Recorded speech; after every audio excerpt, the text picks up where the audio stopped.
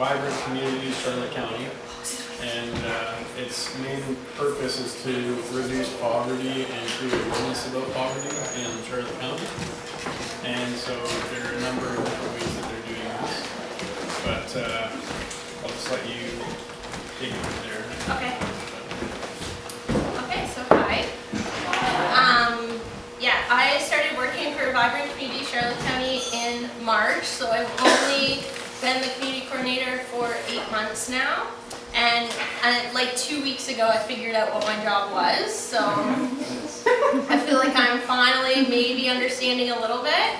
A couple of people have asked me to come speak about my job right after I got hired, and I was like, not a chance. I have no idea. But Alex Henderson, some of you guys know him. He's another alumni here at SSU, and he had this job before I did. So he is now on my board, and there's only one other person that has had this job, because it's only been around for 8 to 10 years, and her name is Pat Stafford, and she is also on my board. So once you start with Vibrant Communities, I don't think you ever get to leave. But also it's awesome because I feel like I have a lot of expertise and wisdom, and a lot of my counterparts across the province don't have that. So I feel really lucky that although I have no idea really what I'm doing, other people do. That's good. So I thought I'd explain a little bit about what Vibrant Communities is. And this is very interesting to me, at least. New Brunswick was the first and is still one of the only provinces to come up with a poverty reduction strategy. So 10 years ago when New Brunswick came up with this idea, it was very new, it's very innovative, and it really still is. So this has only been around for 8 to 10 years, and other provinces I think are watching to see how it works, see how it goes. I think Alberta now has a poverty reduction strategy, although it's set up very different from New Brunswick's, and Nova Scotia might. Really, I have no idea yet. Like I said, maybe next year I could come and then actually know what I'm talking about. But it's really neat how it was set up with New Brunswick. So the government came up with this idea that we want to have a strategy to reduce poverty. But we want it to be grassroots and from the ground up, which is pretty innovative for government.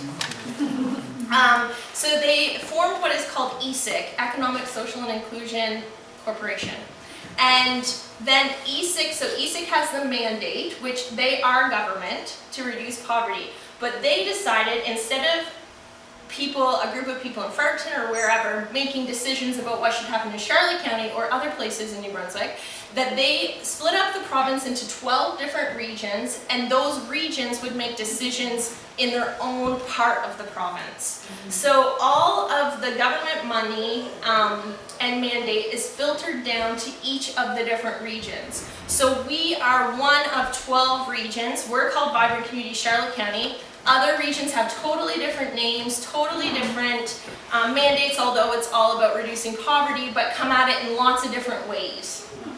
So for the last 8 years, Vibrant Communities has been looking at specifically Charlotte County, and we actually are one of the most, we've made the most progress and the most, kind of the most innovative ideas. A lot of them have come from Charlotte County in the last 8 years, which is pretty amazing. And so we are funded by the government. We're hoping as Vibrant Communities that we won't always just have our funding from the government. We're hoping to expand what that looks like for us, but we are not government, which is awesome. That we're kind of a buffer in between our community members and our local nonprofits and the government. So we're kind of in between. Yeah. Yeah, that's really cool. I love how you explain that. So the next thing we were thinking to talk about was the different public awareness things that you've done, like when you did social finance with Joel earlier this year and stuff Yeah. like that. So like, I personally, I'm curious, like, how did you feel about that particular event and like Joel's stuff? We didn't really talk about this in the preparation, Yeah, but that's okay. it's coming to me now. Like, how did that event go? Like, did you feel like that was? I felt really good. So we did community for Charlotte County awareness around social financing. So different ways to look at the economy and different ways to fund innovation. We had 2 different speakers and Joel Mason was one of them. I felt good about it. I don't think in the job long enough to know how to follow it up well. So in the future I'll probably do better at that.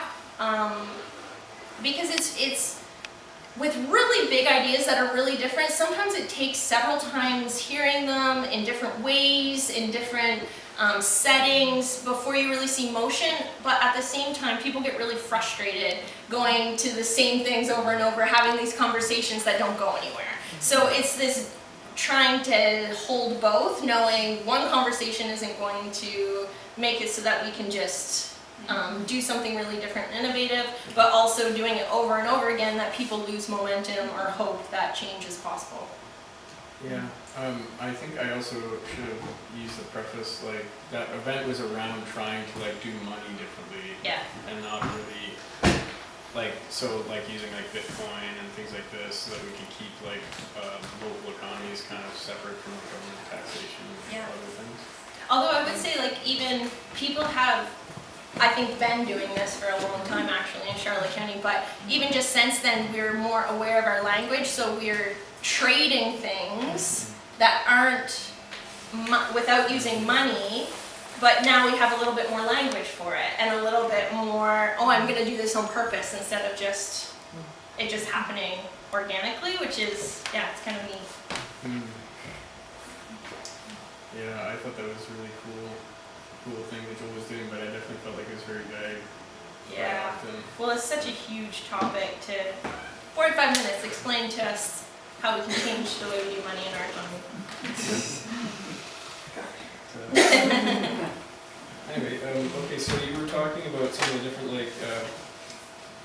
like the way you see yourself in this position and with vibrant communities is not so much, actually, sorry, That's the okay. video is relevant for this. Maybe we should watch the video first. Sure. You want to watch the video? Yeah, so I have a little video. It's a TED Talk, but it's a short one. It's 3 minutes.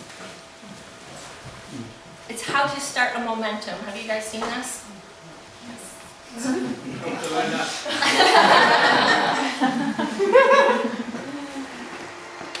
So I see vibrant communities, and my role is the first follower.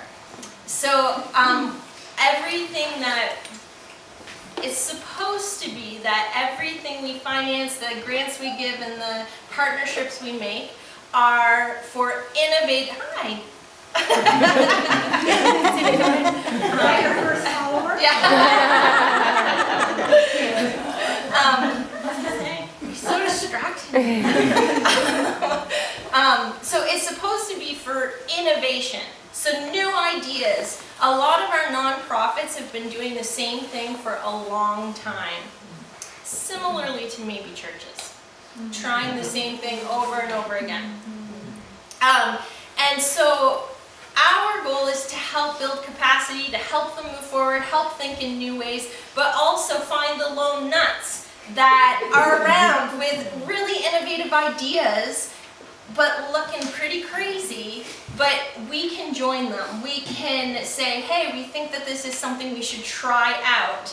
And so, yeah, so I think that our biggest job is to be the first followers, to say, you know, let's try going in this direction. Let's grab onto somebody that has a really innovative idea right here in Charlotte County, because they know what it's like to live here better than anyone else.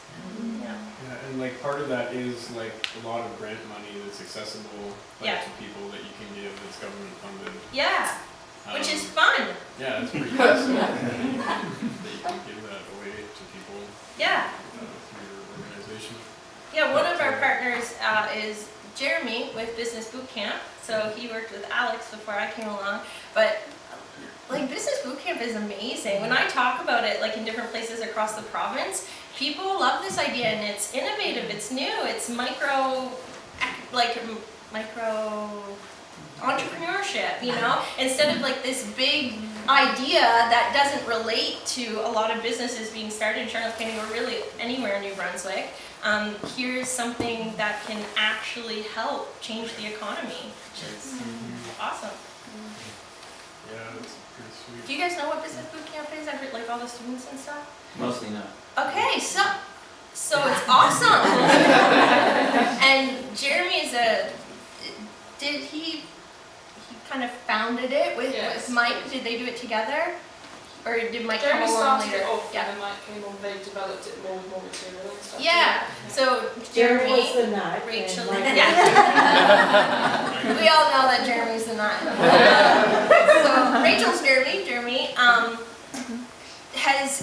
has built this curriculum which has to do with marketing and all kinds of things, advertising. So if you want to start a business in Charlotte County, you can apply to go through the business boot camp, and they have mentors, so successful business women and men in the area, and it's 12 weeks long. You come in, you watch curriculum during the week, which is based out of what will work in Charlotte County, which that's very different, and then have mentorship. So each week it's a nicer way of doing like Dragon's Den or something like that. And so we're hoping and seeing businesses come out of that more sustainable, more confident, they know how to run a business, and also people that don't start their business because they realize they don't have a viable plan, which is also a success. Yeah. Yeah. Yeah, it's a pretty cool idea. I was talking to Jeremy quite a bit about that. Yeah. But so as far as like different things you've been doing, like you mentioned Milltown Elementary, and maybe talking about that a little bit. Yeah. Milltown Elementary is doing some pretty phenomenal things. It makes me so excited, and if you probably all haven't met Kathy Halstead, but she's the community coordinator at the school, and she's just awesome.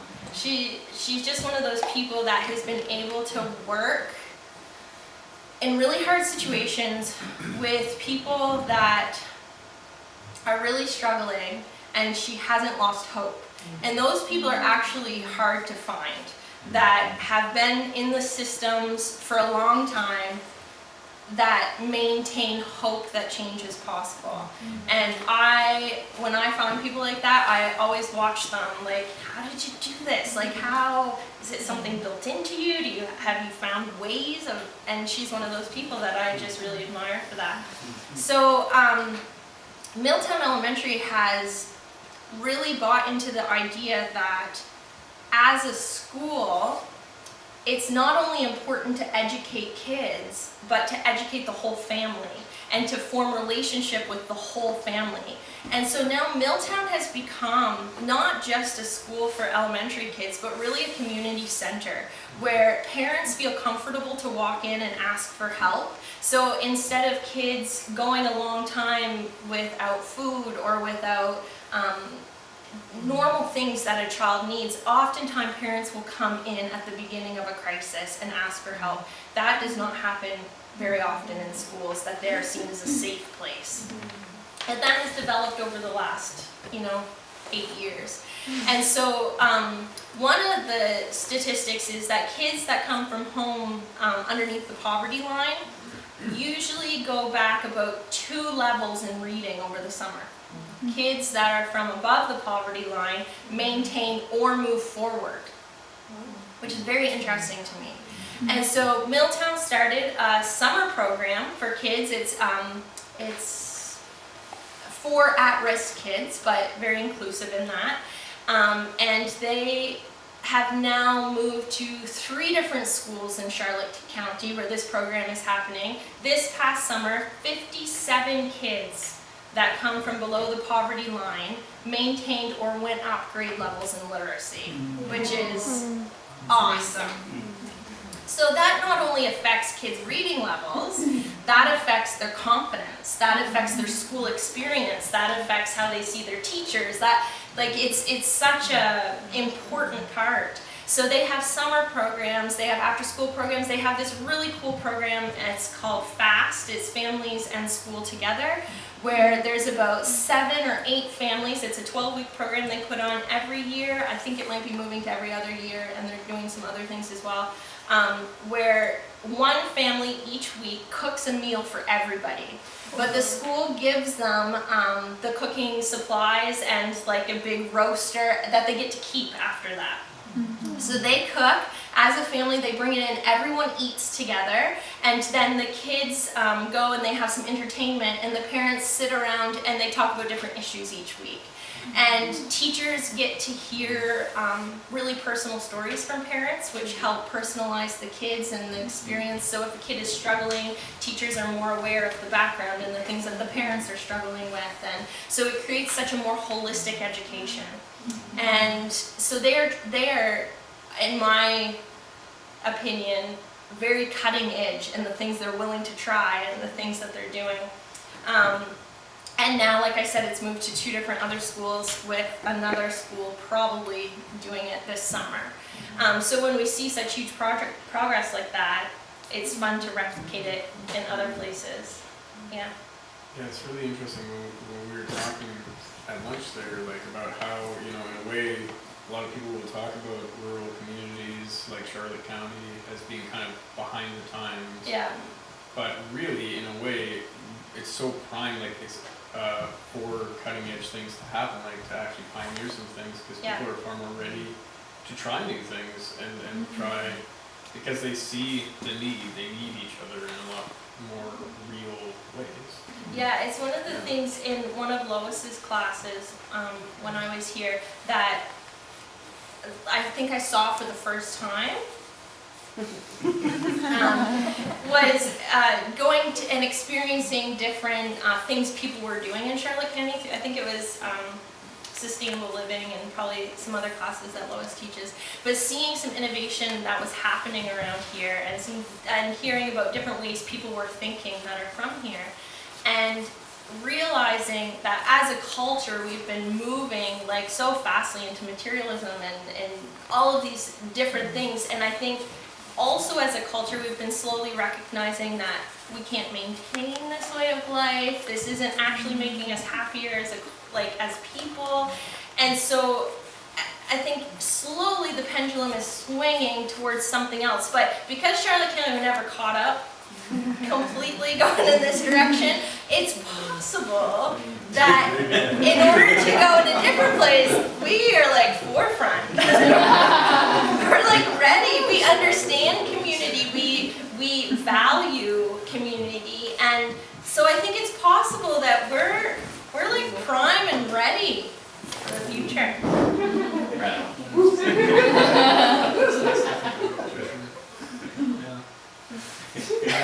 Okay, so you also mentioned a child that really inspired you that will remain nameless. I call him James. Yeah. James. So I asked a couple weeks ago. I had to talk. I had to give 2 different speeches in Miramichi in front of a lot of people who knew what they were talking about a lot more than I did. And I was telling Lois I got there and like there's different ministers there from the government, and I was like, oh dear. I was nervous. Anyway, one of the speeches I had to give was a heart story. So they wanted to hear around the province about people that have actually been impacted. So not just the projects, but personal stories. So the person I went to was Kathy, and I was like, you know, like, I know there must be some pretty inspiring stories. Do you have any? And of course she had lots. But one of the things that stuck out to me is, although I tend to be a positive outlook person that's filled with like hope that change is possible and the future is possible, I definitely can also get discouraged with programming, even like some of the things that we fund, or and I'm like, is it really making a difference? Is it just running on a treadmill? Is it like, how is it actually changing? And this is a story that kind of helped me see that one program is not going to probably make a huge difference. But if we are all at the table and all of our programs are learning from each other, are depending on each other, then I do think maybe it is possible to create change. So this one student, he and his sister go to Milltown Elementary. He is getting to the older grades, so I'm guessing grade 4 or 5. And about 4 or 5 years ago, their mom died, him and his sister. And they already came from a pretty hard background. When she died, life got really tough, and their dad was trying all he could, but working overtime, didn't necessarily have all the skills needed for the kids, and so behavioral issues became a big problem. Teachers were getting really frustrated with him, and it was through FAST, the Families in School Together, eating together, that some of the teachers, they knew this about this student, that getting to know his dad, getting to know really the struggles, the day-to-day struggles, gave them a new perspective on him as a student.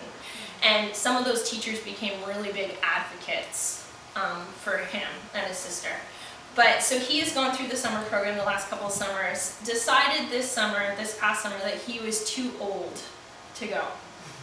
He was also getting to the age where he would have been left home alone a lot this summer with his dad working.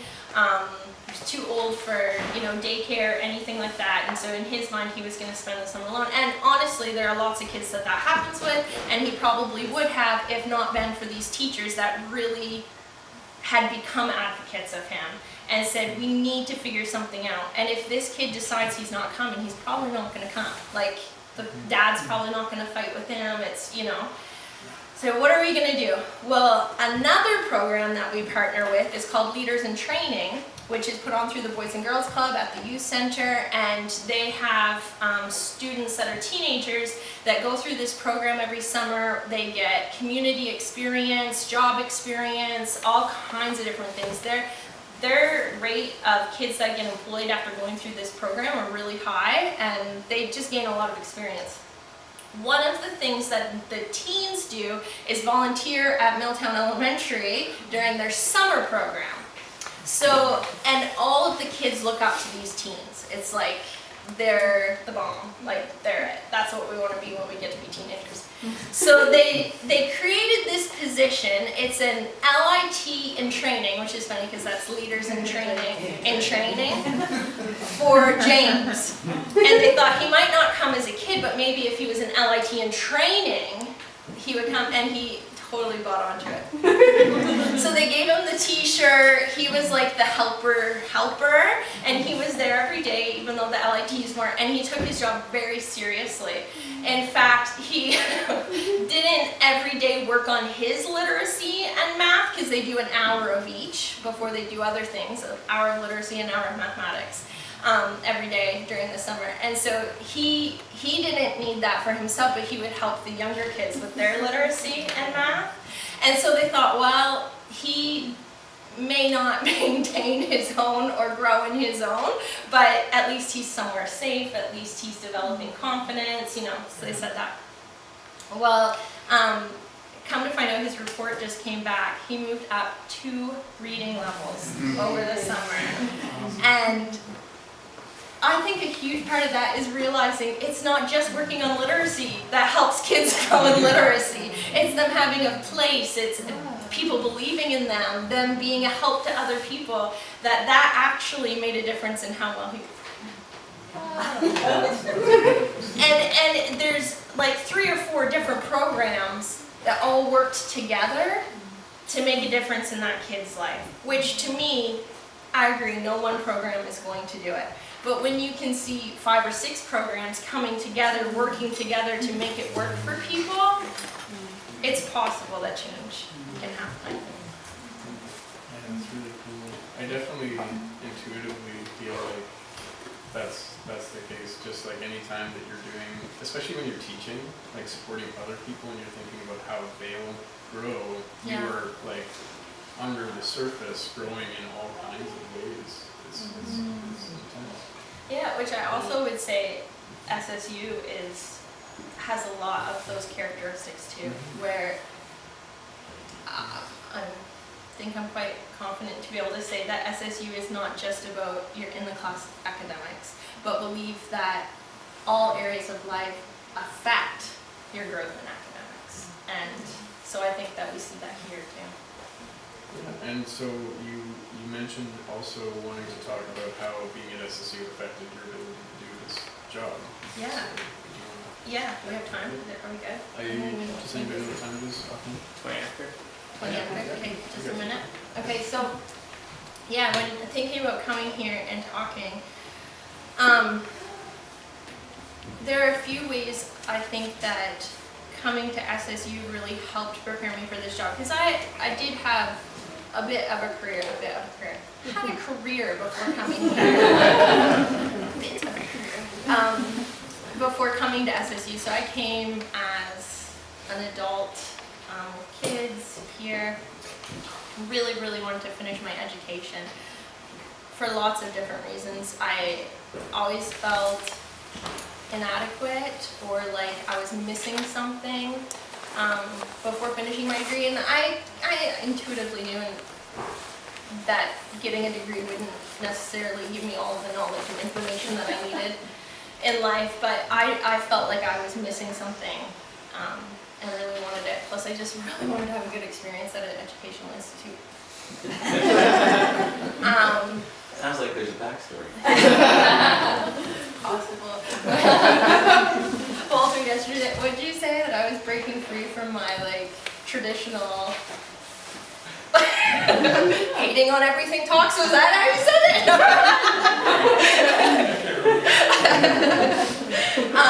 What was I saying? Oh yeah, so I came to SSU as an adult.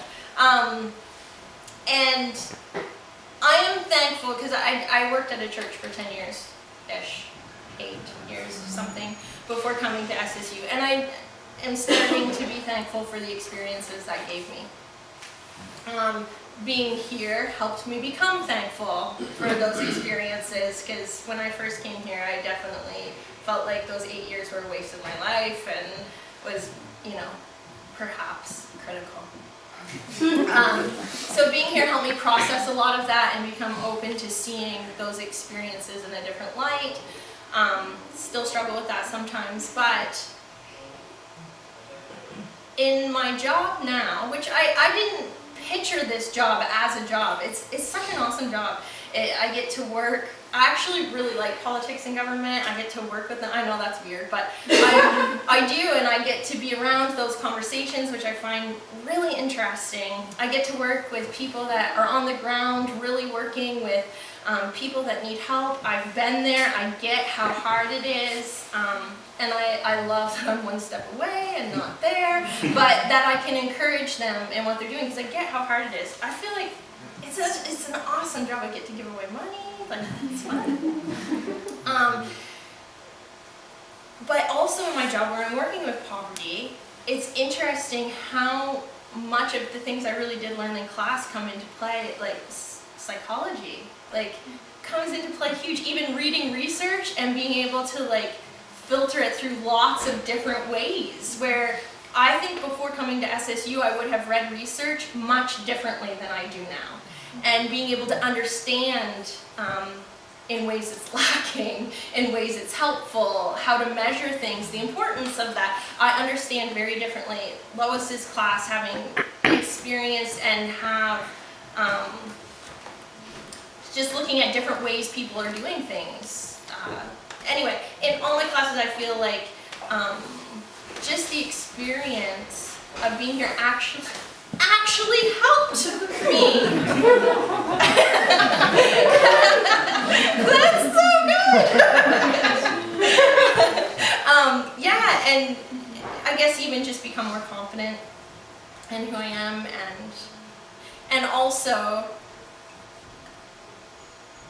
I was in a training session when I first got hired, and it was how to have innovative meetings, okay? Which could be really cool training. This is how it went. We were in a room without windows, brick walls, around a table that we didn't move for 3 hours. Oh my gosh. And And the training was how to have innovative meetings, right? Like, yeah. And by the end of it, I was like, oh, SSU would have never done this. But it taught, I mean, the nonprofit world, lots of different avenues of the world, they are looking for innovation. But in so many of our training institutes, they talk about innovation, but it's not there. And so I feel like SSU gave me this, like I could go to my professor and say, I really don't want to do this assignment this way. Could I do it this way? Don't tell me. But that actually is a really good trait to have, to be able to look at something and say, I'd rather do it this way, and I think it's more inspiring to do it this way. Like, who knew you could actually do that? So anyway, I'm very thankful for my experience here. Yeah. And I think also, just like the 8 years you were referring to just a minute ago, in some ways, like, you have a deep drive and thirst for effectiveness, right? Like, you don't like ineffective systems. So that's important for someone in your position. Thank so I think you. it's actually, I think it's a great gift to have. Yeah. It's true. Just, does anybody have any questions? I think we're just about out of time. No? I have one. Yeah. Just off the top, and Yeah. this is for future reference, and we've already thought about it. Do you see any specific ways that maybe SSU could cooperate with other communities? I mean, we've done some things already. Yes. But any thoughts going forward on big or small ways that we could partner with you guys? Yeah, I definitely think there is room for a partnership. Once I figure out what I'm doing, it's one of those things, but I see people here really valuing what we're doing, which is fun. And so I definitely think that there's ways. I don't have concrete ideas yet. Yeah.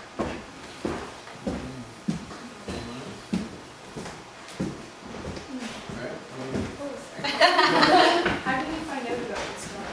Yeah, good question. So I was meeting with Alex, who had the job before I did, and we were actually talking about something totally unrelated, meeting together, and he said, how about we meet and we go to Calais for breakfast? And I'm like, okay.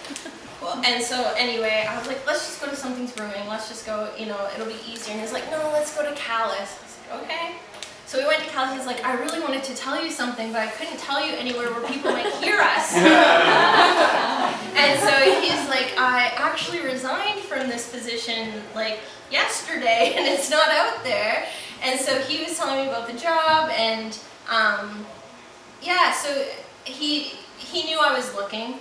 And so, here's a job that's coming up. I don't know if it's what you want, because it actually isn't what I kind of saw myself doing next. But I was interested enough to apply. There was lots of people that applied, but now I'm actually really glad that it all worked out the way it did. But so it was kind of through Alex, I would say, that I heard about vibrant communities. First of all, I didn't know that New Brunswick even had a poverty reduction strategy. And now I'm really glad I get to be a part of it. But yeah, I'd say it's through Alex.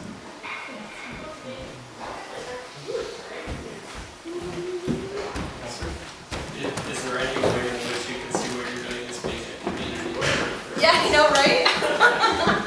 So I wanted to create my own new job, which is going to be a community narrative therapist, which obviously are everywhere. And that's really what I wanted to do, and it's so true. That's basically what I'm doing.